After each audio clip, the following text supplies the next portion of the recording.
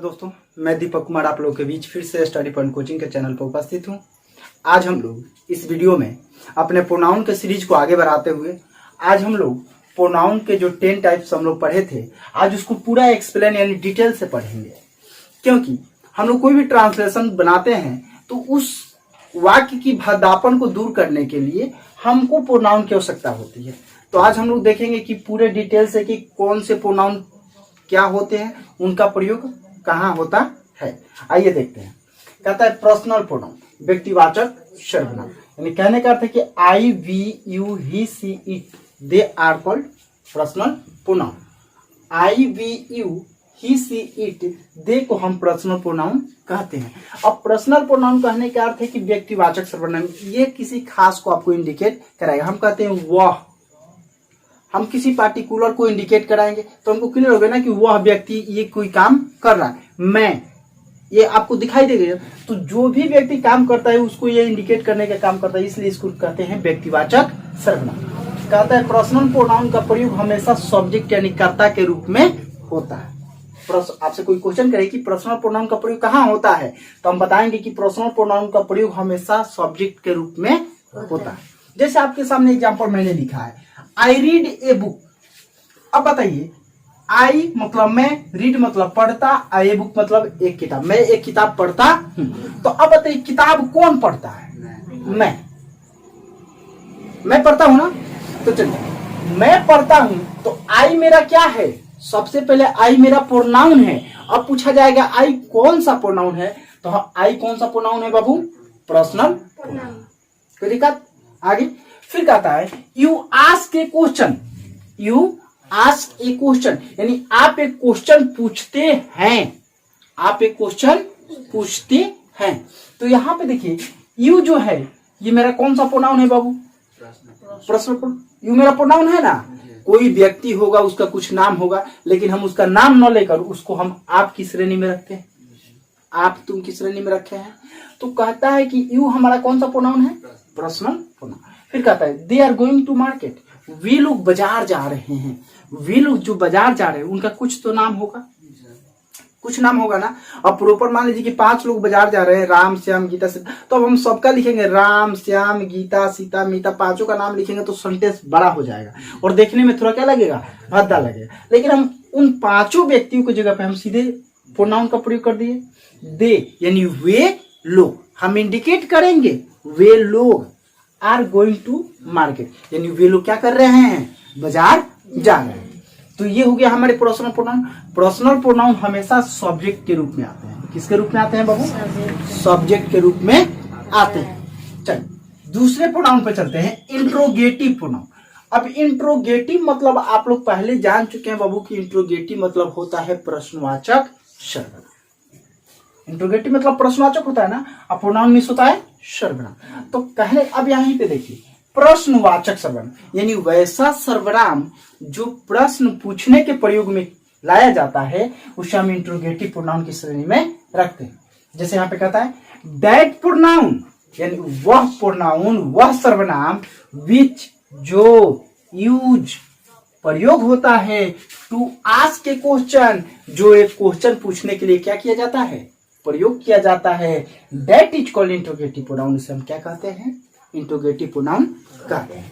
जैसे यहाँ पे वैसा प्रोनाउन जो प्रश्न पूछने के लिए प्रयोग किया जाता है उसे इंट्रोगेटिव प्रोनाउन कहते हैं।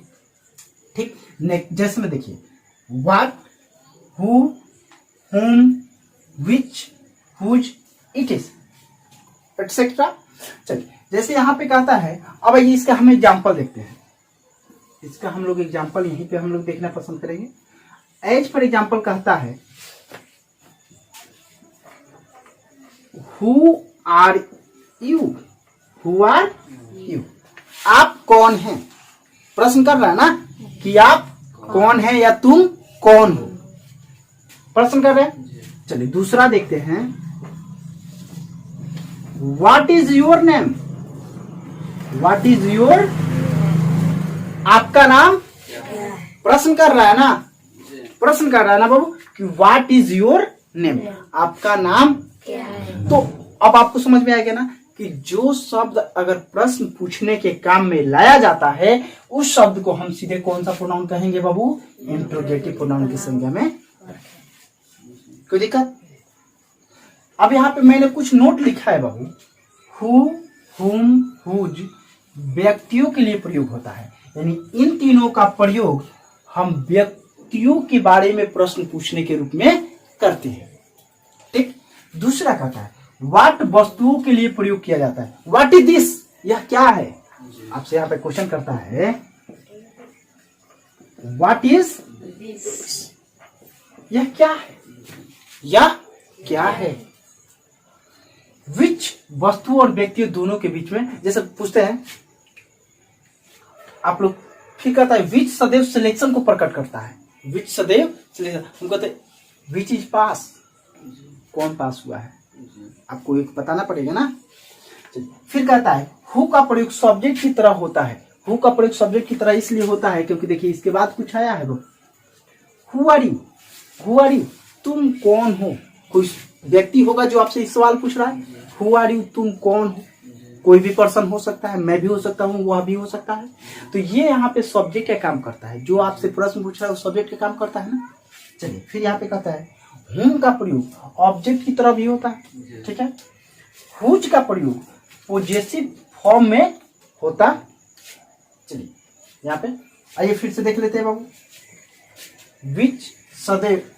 विच सदैव सिलेक्शन को प्रकट करता है। हु का प्रयोग सब्जेक्ट की तरह होता है। हुम का प्रयोग ऑब्जेक्ट की तरह होता है। हुज का प्रयोग पोजेसिव फॉर्म में होता है। व्हाट और विच का प्रयोग सब्जेक्ट और ऑब्जेक्ट दोनों की तरह होता है। इसमें कोई जैसा हम लोग कहते हैं बाबू, जैसे whom did you see yesterday?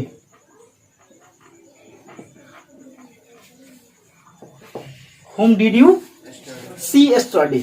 आपने, yesterday मतलब बीता हुआ कल, बीता हुआ कल ना। आपने कल किसको देखा? आपने कल किसको देखा? यहाँ पे हम प्रश्न कर रहा है आपसे कि आपने कल किसी व्यक्ति को देखा था, वो व्यक्ति कौन था? आप हमको उसके बारे में बता सकते हैं। कोई दिक्कत इसमें बाबू? एक और कहते हैं, कहता है बाबू हु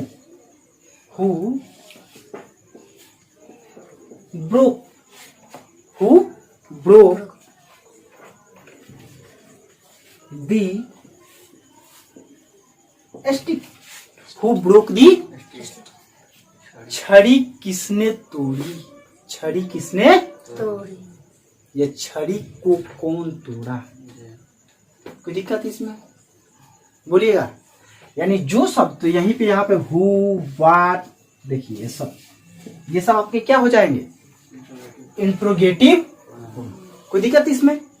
वैसा प्रोनाउन जो आपसे प्रश्न पूछता है, प्रश्न पूछने के लिए आप उसको प्रयोग में लाते हैं, तो आप उसे क्या कहेंगे बाबू? इंट्रोगेटिव प्रोनाउन कहेंगे। चलिए एक और एग्जांपल देखते हैं। कहता है